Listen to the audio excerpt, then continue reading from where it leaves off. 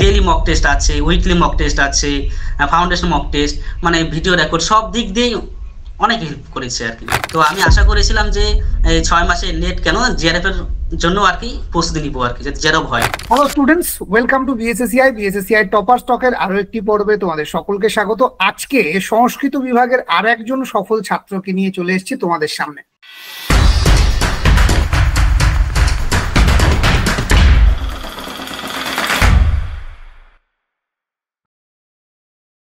অনেকেই বলে যে নেট সেট পরীক্ষার জন্য 5 থেকে 6 বার পরীক্ষা দিতে হয়, তারপর গিয়ে নেট পাওয়া যায়। কিন্তু এর ধারণা একেবারেই ভ্রান্ত। বিএসএসসিআই প্রথম থেকেই বলে, শুধু বলে না, করে দেখায়। বিএসএসসিআই প্রথম ঢোকা 3 মাসের মাথায় অ্যাডমিশন টু পিএইচডি, আর 6 মাসের মাথায় বিশ্বজিৎ দাস ক্লিয়ার করেছে এনটিএ নেট। আশা করছি আগামী জুনে জেআরএফ পাবে বিশ্বজিৎ। তো বিশ্বজিৎ, কেমন লাগছে? স্যার প্রথমে নমস্কার আপনাকে। তো আমি আশা করিনি যে এত তাড়াতাড়ি হবে, তো খুব ভালো লাগছে আর কি। যখন আমি নেটের রেজাল্টটা দেখলাম, তো ভাষা প্রকাশ করার মতো না, খুব আনন্দ লেগেছে। সকলের আগে সবার সঙ্গে একটু পরিচয় করিয়ে দিই যে বিশ্বজিৎ যাদবপুর ইউনিভার্সিটি থেকে 2024 সালেই কিন্তু তার এমএ কমপ্লিট করেছে, এবং এমএ কমপ্লিট করার পর নেটসেটের স্বপ্ন দেখা এবং বিএসএসসিআই এর হাত ধরা।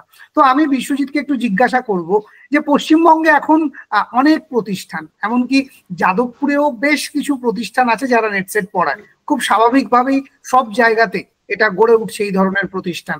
তো সমস্ত কিছুকে পেছনে ফেলে রেখে কেন বিএসএসসিআই কে বেছে নেওয়া, বিশ্বজিৎ? হ্যাঁ, ইনস্টিটিউট তো আছে অনেক, কিন্তু দেখতে হবে যে সব ইনস্টিটিউট কেমন, তার ব্যাকগ্রাউন্ডও দেখতে হবে। তো যেখানে সাকসেস বেশি, সব দিক দিয়ে যেখানে ইমপ্রুভ বেশি হয়, তো সেখানেই জয়েন করাটা বা অ্যাডমিশন হওয়াটা জরুরি। তো আমি দেখলাম যে আমি প্রথমে মাস্টার যখন করি তখন আপনাকে ইউটিউব চ্যানেলে প্রথম দেখলাম। তো সেখান থেকেই আপনার ভিডিওগুলো, তো সাকসেস স্টোরি সবার গল্প তো শুনে দেখলাম এখানে অনেকে সাকসেস হয়েছে। তো সেই হিসেবে আপনার ইনস্টিটিউটে অ্যাডমিশন হয়েছি। বেশ। আচ্ছা বিশ্বজিৎ, একটি কথা বললে যে কোনো ইনস্টিটিউটে ভর্তি হওয়ার আগে অনেক কিছু দেখে নেওয়া জরুরি। তো তুমি নিশ্চয়ই সবকিছু দেখেই বিএসএসসিআই ভর্তি হওয়ার সিদ্ধান্ত নাও। তো আশা করি অনেক এক্সপেকটেশন ছিল যে বিএসএসসিআই আমি এইগুলো পাবো, এইভাবে পাবো। তো তুমি ভর্তি হওয়ার পরে সেই এক্সপেক্টেড জিনিসগুলো সবটা কি পেয়েছো, যদি একটু জানাও। হ্যাঁ, অবশ্যই পেয়েছি। তো আমি যতটুকু আশা করেছিলাম যে এখানে মানে এই পাবো বা এই ফিচার্স পাবো, কিন্তু তার তুলনায় আরো অনেক বেশি পেয়েছি। যেমন মক টেস্ট বলুন, মানে ডেইলি মক টেস্ট আছে, উইকলি মক টেস্ট আছে, ফাউন্ডেশন মক টেস্ট, মানে ভিডিও রেকর্ড সব দিক দিয়েই অনেক হেল্প করেছে আর কি। খুব উপকৃত হয়েছি। বেশ। আচ্ছা বিশ্বজিৎ, 6 মাসের মধ্যে নেট পাওয়া, এটা প্রস্তুতির শুরুতে তুমি এক্সপেক্ট করোইনি, তাই তো? তো এবছরের প্রশ্ন তুলনামূলক কঠিন হয়েছিল আমরা যদি দেখি। তো পরীক্ষা দেওয়ার পর কি আশা করেছিলে যে এবছরই নেটটা হয়ে যাবে বা এবারেই হবে? না, অ্যাকচুয়ালি আমি অ্যাডমিশন নেওয়ার আগে তো আপনার ভিডিও দেখেছিলাম যে আপনি বলেছিলেন যে আমাদের ইনস্টিটিউটে স্টুডেন্টরা 6 মাসে নেট ক্লিয়ার করে, মানে হয় আর কি, তারপরে পরের বার জিআরএফ হয়। তো আমি আশা করেছিলাম যে এই 6 মাসে নেট কেন জিআরএফ এর জন্য আর কি প্রস্তুতি নিব আর কি, যাতে জেরব হয়। তো সেই আশা নিয়ে জয়েন হয়েছি। তো ততটা আশা ছিল না যে পেয়েই যাব, কিন্তু আমার পরিশ্রম অনেকটা করেছি। তো তারপরে হ্যাঁ, পেয়েছি, সেটা সাকসেস হয়েছি, 6 মাসের মধ্যে বেশ। হয়েছে।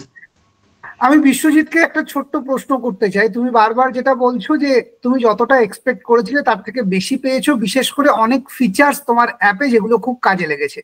তো তুমি বিএসএসসিআই অ্যাপে কোন কোন ফিচার্স তোমার প্রস্তুতিকে আরো সুন্দর এবং আরো মসৃণ করে তুলেছে, কয়েকটা উদাহরণ দিয়ে একটু বিস্তৃত বলতে পারবে? হ্যাঁ স্যার, অবশ্যই।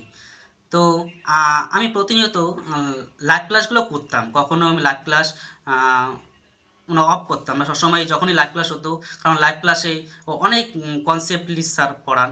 তো সেখান থেকে আমি সব প্রতিনিয়ত করতাম। তারপর লাইভ ক্লাস হয়ে যাওয়ার পর যখন আমাদের কোনো ডাউট থাকতো, তখন আগে যে ভিডিওগুলো ছিল ভিডিও রেকর্ডের, সেগুলো দেখতাম। এবং আগেরগুলো আর এখন দুটো মিলে আর কি অনেক ডাউট জায়গাগুলো ক্লিয়ার হয়েছে। এবং তারপরেও অনেক মক টেস্ট হয়েছে, যেমন ম্যারাথন মক টেস্ট বলুন, weekly mock test, foundation mock test. প্রত্যেকটা ফিচার আমাকে অনেক উপকৃত করেছে। তো এগুলোর না থাকলে আমার সম্ভব হতো না। বেশ। আচ্ছা বিশ্বজিৎ, আমরা পড়তে গিয়ে অনেক সময় নানান সমস্যার সম্মুখীন হই। ক্লাসের পরেও বেশ কিছু কনসেপ্টে মাঝে মাঝে সমস্যা হয়। তো সেক্ষেত্রে কি পার্সোনাল কেয়ার বা ফোন করলে সেটাকে সলিউশন করে দেওয়া, এই জায়গাগুলো কি বিএসএসিআই তোমাকে করেছে? হ্যাঁ, অবশ্যই। তা আমার অনেক হয়েছে যে পড়ার সময় যেমন অনেক প্রশ্ন থাকতো, যেগুলো হয়তো বলতাম ক্লাসে হতো, কিন্তু পড়ার পরেও অনেক প্রশ্ন জাগতো। তো সেগুলো আমাদের যে মডারেটর ম্যাডাম রয়েছে তাকে বললে তো তিনি অনেক সলভ করার চেষ্টা করতেন। তো অনেক করেছেন, আমি অনেক বলেছি ম্যামকে। তো ম্যামকে বলার পর তিনি স্যারদেরকে বলে অনেক সলভ করিয়েছেন। এতে আমি খুব খুশি। আর তার মধ্যেও ক্লাস জয়েন করার সময় বলুন, কোন টপিকটা হয়েছে কিনা হয়নি, সব কিছুটা ক্ষেত্রে মডারেটর ম্যাম সবসময় বলতেন। ক্লাস শুরুর আগেও বলতেন জয়েন করুন। মানে সব দিক থেকে দেখতে গেলে বলা যায় বিএসএসসি ইনস্টিটিউটটা সব মানে সব টিচার সবাই হেল্পফুল করেছিল। বেশ। আচ্ছা বিশ্বজিৎ, যারা সংস্কৃতের স্টুডেন্ট তাদের ক্ষেত্রে একটা বড় সমস্যা হচ্ছে পেপার ওয়ান। তো এই পেপার ওয়ান এর যে ভয়, এটাকে কিভাবে তুমি জয় করেছো? হ্যাঁ, আমারও প্রথম থেকে পেপার ওয়ান কথা শুনলেই মাথায় জল আসতো। অ্যাকচুয়ালি পেপার ওয়ানটা একদম ধারণা ছিল না। যেমন আমাদের বিএতে মাস্টার্সে আমাদের সাবজেক্টটা পড়েছি, তার সম্বন্ধে জ্ঞান জ্ঞান হয়েছে আর কি, যতটুকু হয় কি হয়েছে, কিন্তু আমাদের ফার্স্ট পেপারে তেমন পড়া হয়নি। তো সেটা বিষয়ে আর কি অনেক মানে অজানাই, সব কিছু অজানা।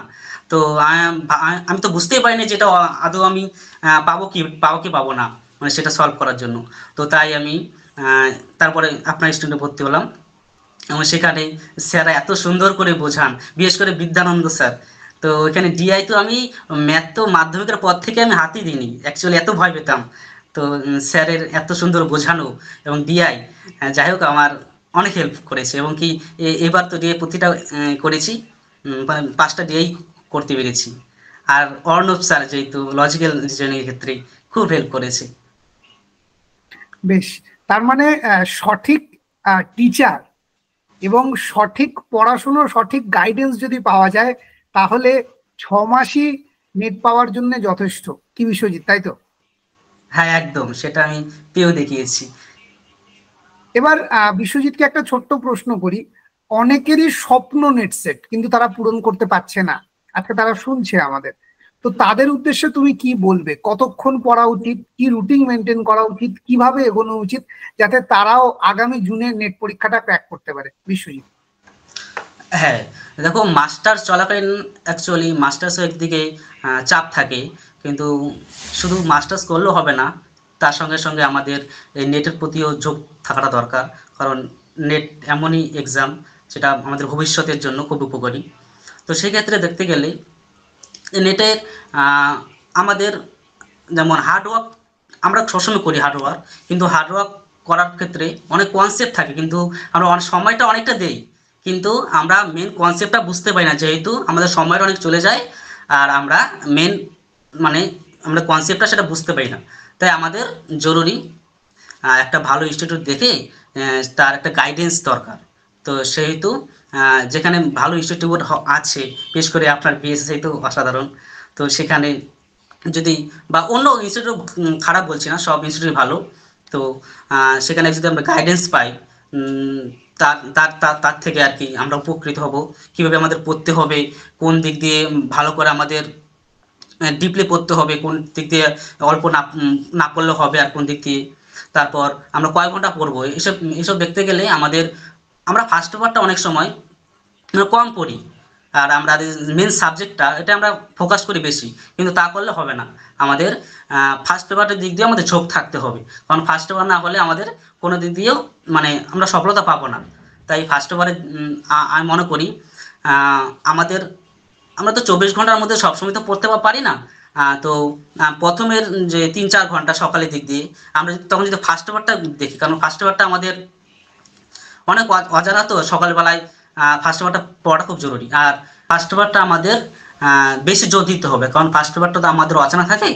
তো আমাদের যে ইনস্টিটিউটে পড়ি, যেটা সেটা বিএসএসআই হোক আর যেটা অন্য ইনস্টিটিউটে হোক, তা আমাদের মক টেস্ট প্রতিনিয়ত দিতে হবে, কারণ মক টেস্টের মাধ্যমে আমাদের ভিত্তি অনেক উন্নত হবে আর কি ধরতে গেলে।